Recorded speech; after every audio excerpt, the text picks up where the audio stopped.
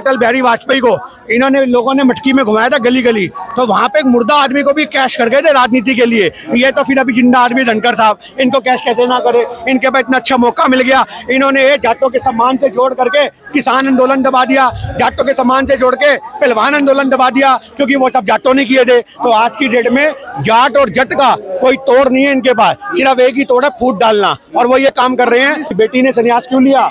क्योंकि उसको दिख गया कि अब जो आया ये उसका भी बाप है, ये ब्रिजभूषण से भी ज्यादा शोषण करेगा और आज उसकी आवाज को दबाएगा। टीएमके के एक सांसद को बाहर कर दिया, वो संसद में था ही नहीं, तू भी बाहर। भाजपा के कार्यकर्ताओं को चप्पलें पड़ रही हैं, आप जाकर के तो देखो।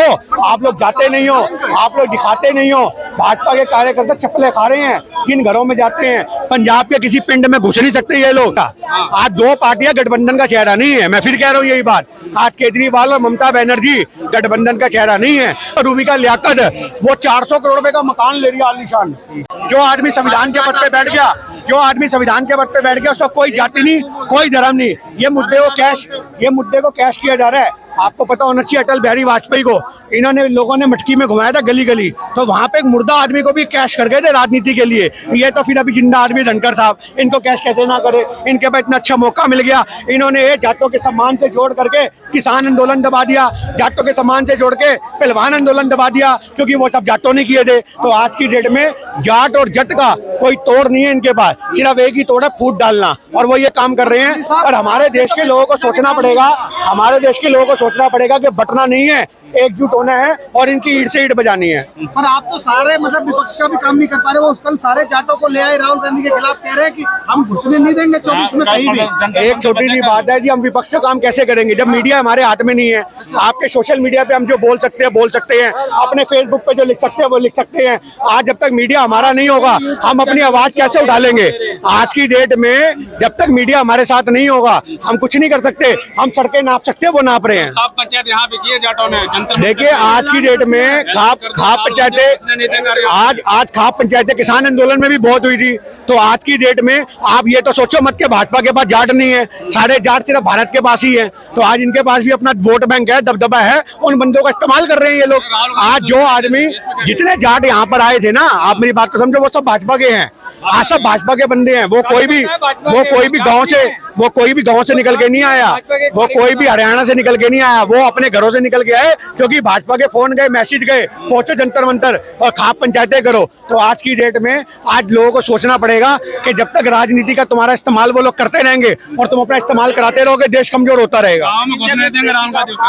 बेटी संन्यास ले लेती है तब ये जाट माफ हो जाता है। यही तो सोचना पड़ेगा जी। बेटी ने संन्यास क्यों लिया? क्योंकि उसको दिख गया कि अब जो आया ये उसका भी बाप है, ये ब्रिजभूषण से भी ज्यादा शोषण करेगा और आज उसकी आवाज को दबाएगा। उसने संन्यास लेकर के अपनी बात को ये साबित करके दिखाया है कि इन लोगों के साथ कोई भी कुश्ती संघ का हिस्सा ना बने, और उसका काम की तारीफ है और बहुत बढ़िया काम के साक्षी मलिक ने। ये भी अपमान हुआ कि जाटों का नहीं हुआ, पहलवान बेटी ने जब संन्यास ले लिया। देखिए वही तो अपमान था मेन। सबसे बड़ा अपमान तो वो है। आज लोग कहते हैं, मोदी जी कहते हैं बेटी बचाओ बेटी पढ़ाओ। जब बेटी पढ़ लिख करके पहलवान बन जाती है और अपने सम्मान की लड़ाई लड़ती है, तो ये प्रधानमंत्री और इसकी पार्टी के लोग उसके सम्मान को पैरों तले रोन देते हैं। तो आज सोचना पड़ेगा कि हमारे देश की बेटियों को बुलंद कौन कर सकता है? हमारे देश की बेटियों को बुलंद भारत के लोग कर सकते हैं, आवाज उठा के। साक्षी मलिक के लिए आवाज उठानी चाहिए जनता को कि आज साक्षी मलिक ने जो कदम उठाया वो क्यों उठाया।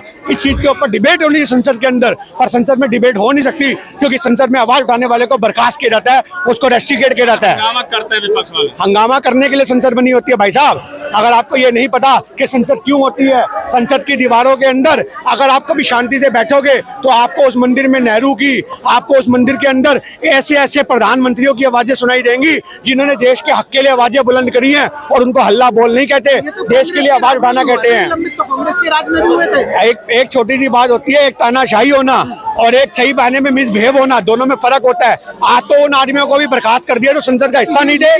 आज जो उन आदमियों को भी बर्खास्त कर दिया जो संसद का हिस्सा नहीं थे। आप समझो, टीएमके के एक सांसद को बाहर कर दिया, वो संसद में था ही नहीं, तू भी बाहर। मतलब ये वो वाली बात होगी, लिस्ट इनके पास आ गई, इनको यही नहीं पता साला कौन बैठा और कौन नहीं बैठा, सब बाहर। कल तू बाहर, आज वो बाहर, आज इसका नंबर, कल उसका नंबर, मजाक बना दिया। अभी थोड़ी देर बाद जैसे थोड़ी देर बाद इन्होंने राजस्थान के चुनावों की आप पर्चियां डाली है ना, अब ये सारे विपक्ष की मटकी में पर्चियां डाल देंगे।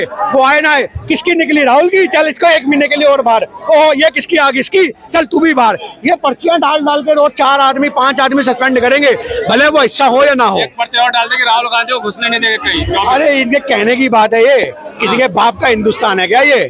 फिर ऐसे आप बात करोगे तो लोग कहेंगे मुसलमानों की तरफदारी करता है। राहत इंदौरी साहब ने क्या गलत बोला था कि ये किसी के बाप का मुल्क थोड़ी है। तो आज वही वाली बात है, ये राहुल गांधी को घुसने नहीं देंगे। अरे तुम्हें जनता अपने घर में नहीं घुसने देगी। भाजपा के कार्यकर्ताओं को चप्पलें पड़ रही हैं, आप जा करके तो देखो। आप लोग जाते नहीं हो, आप लोग दिखाते नहीं हो। भाजपा के कार्यकर्ता चप्पलें खा रहे हैं, किन घरों में जाते हैं। पंजाब के किसी पिंड में घुस नहीं सकते ये लोग। आज इनका बायकॉट होगा, हमारा नहीं होगा। हम तो सत्ता में नहीं है, हमें किस चीज का बायकॉट करेंगे? अगर इंडिया गठबंधन के आप दलित प्रधानमंत्री देंगे क्या, जिस तरह से खड़गेवार कहा जा रहा है? देखिए वो तो गठबंधन तय करेगा। आज 2 पार्टियां गठबंधन का चेहरा नहीं है, मैं फिर कह रहा हूँ यही बात। आज केजरीवाल और ममता बनर्जी गठबंधन का चेहरा नहीं है। अब क्या पता गठबंधन किसको आगे निकालता, किसको नहीं निकालता।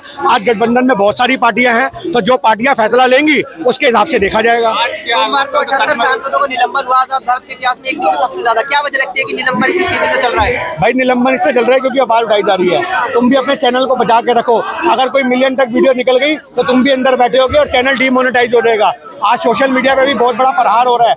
आज की डेट में अगर एक आम आदमी आवाज उठाएगा तो उसको लाठी मिलेगी, उसको ठंडी पानी की बौछारें मिलेंगी। और अगर कोई सोशल एक्टिविस्ट, अगर कोई यूट्यूबर, अगर कोई फेसबुकिया अपनी पोस्ट से लिखेगा और वो वायरल होंगी तो उनके वोट डीएक्टिवेट हो जाएंगे, डीमोनेटाइज हो जाएंगे। संसद में अगर एमपी आवाज उठाएंगे तो वो बर्खास्त हो जाएंगे। इनके पास एक ही फॉर्मूला है, आवाज को उठने ही मत दो, आवाज को दबा दो। क्या लगता है हर जगह अपने कैद में कर लिया है क्या, हर जगह रोका जा रहा है? देखिए कैद में नहीं कर रखा, गुलाम बना रखा है, और तगड़े वाला गुलाम बना रखा है। एक कैदी वो होता है जिसको खाने पीने को ढंग से नहीं मिलता। ये तो बोटियां फेंकते हैं मीडिया को। अभी आपने देखा नहीं, वो आपकी कौन है, मोहम्मदन, जो एक पत्रकार है, क्या नाम है उसका, रूबिका लियाकत, वो 400 करोड़ रुपए का मकान ले रही है आलीशान। 400 करोड़ रुपया, 400 करोड़ भाई साहब। पूरी जिंदगी निकल जाए पत्रकारिता, मेहनत नहीं, दलाली कर रही है। दलाली करने से दलाली करने से 400 करोड़ कमाया जाता है। मेहनत करके तो ऐसे यूट्यूब के चैनल हाथ में लेके गली गली फिरा जाता है। और वो भी पत्रकार थे जो डीडी न्यूज में आते थे और जिनको 10,000 रुपए महीने की तनख्वाह मिलती थी। मेहनत करने वाले 400 करोड़ का मकान नहीं बनाते। वो कोई बिजनेस नहीं कर रही, वो दलाली कर रही है भाजपा की, और दलालों की वजह से आज इतना बड़ा मकान बनाया है। राहुल गांधी ने अपमान तो किया ना, वीडियो बना रहे थे वहाँ पे, और उसको बचाने के लिए आप इतना बड़ा प्रदर्शन कर रहे हैं। वो तो वीडियो इसलिए बना रहे थे कि देखो 150 आदमी बाहर बैठे हैं, अगर उन 150 आदमी में कोई आदमी मिमिक्री करता वो उसमें कैच हो गया तो आप ये कहोगे कि वो उसको हाईलाइट कर रहे हैं। आज की डेट में माफी नामे वो मांगते हैं जो लोग माफी मीर के खानदान से हैं, और हम लोग क्रांतिकारी हैं, हम खून बहाना जानते हैं और अपने देश को बचाना जानते हैं। ये माफिया मांगना इनको शोभा देता है। हमारे सामने माफी का जिक्र भी मत किया करो, हम गोली खाने वाले आदमी हैं छाती चौड़ी करके। ये माफिया लेटर लिखना ये सावरकर की देन है, ये इनको मुबारक।